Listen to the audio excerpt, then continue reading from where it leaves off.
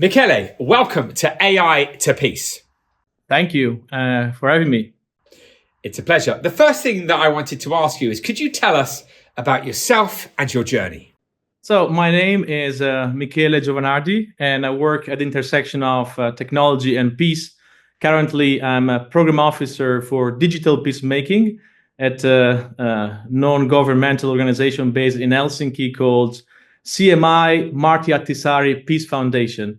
And Martti Ahtisaari was a former president of Finland, also Nobel Peace Prize, and a top mediator. He mediated in Kosovo and many places all over the world.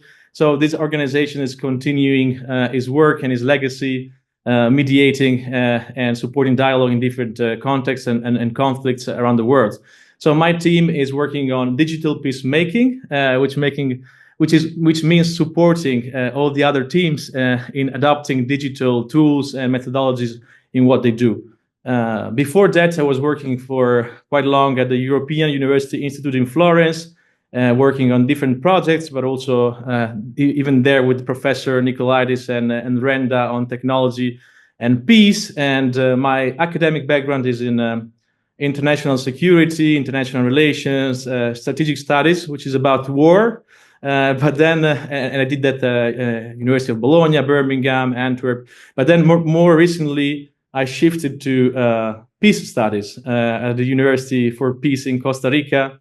So I think the most interesting thing about my journey is this shift from security to peace. And this happened because at some point, I realized that peace, contrary to what maybe the mainstream thinks about it, I think that peace is not the outcome of security, but it's a condition for it, which means that, of course, security is often framed in terms of defense and deterrence, which can grant you for short-term security, but the long-term and guarantee and for security and also global security is that you basically have good relationship with your neighbors and you're able to address those root causes of conflict, and you do that with diplomacy, with the dialogue, with mediation, with political processes. So that's why I got so passionate about this space and technology there as a double,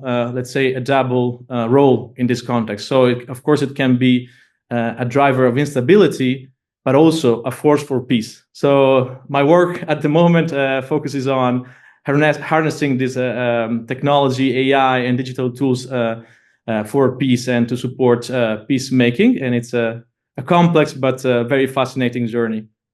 Fantastic. I wanted to ask you, when you hear the phrase AI to peace, what's the reality of an outcome like that? So when I hear AI to peace, what comes to mind is this idea of an untapped potential. So the potential is there. We're using AI at CMI, and other peer organizations are concretely using AI with concrete cases.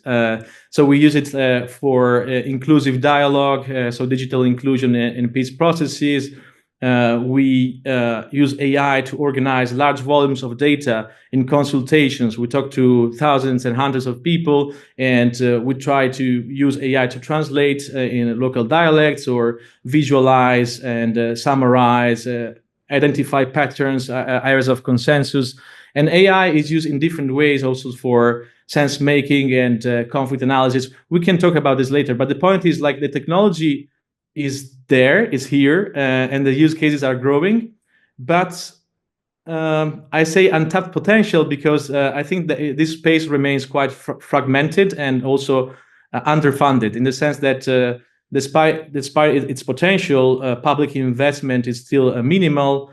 We don't have something like a EU Peace Tech Fund or EU Peace Tech Accelerator, and there's little support from governments or multilateral organizations in this space. So potential, but still not there in terms of investments. Meanwhile, you know that the investments in other sectors of AI is skyrocketing, especially now defense. And so, of course, this imbalance is concerning. And my point is not that it's not a matter of peace versus security. These two domains needs to go hand in hand, in tandem.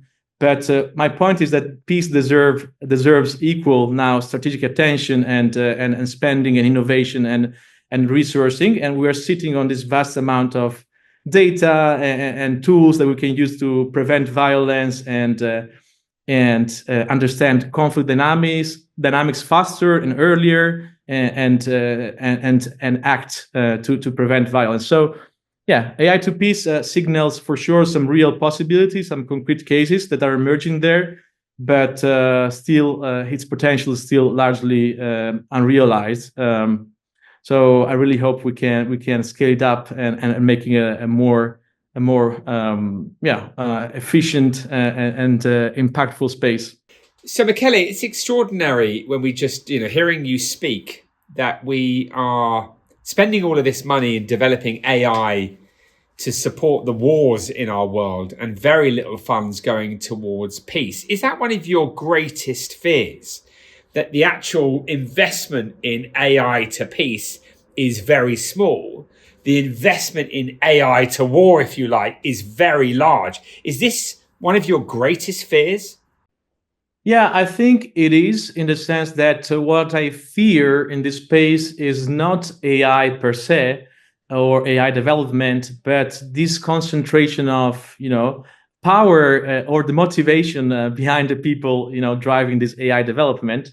So yeah, what concerns me the most is like these AI tools, powerful AI tools, being just in the hands of a few powerful actors, driven by profit and competition, geopolitics, and you name it, rather than being a force for common good. And in this context, AI risks fueling conflict. Trade wars are very actual at the moment, and so even accelerating some of these really gloomy applications of autonomous weapons, AI applied to weapons of mass destruction. So that's the fear, but it doesn't have to be that way. We know that AI, it's has enormous benefits in health, education, crisis response, humanitarian action, peacemaking.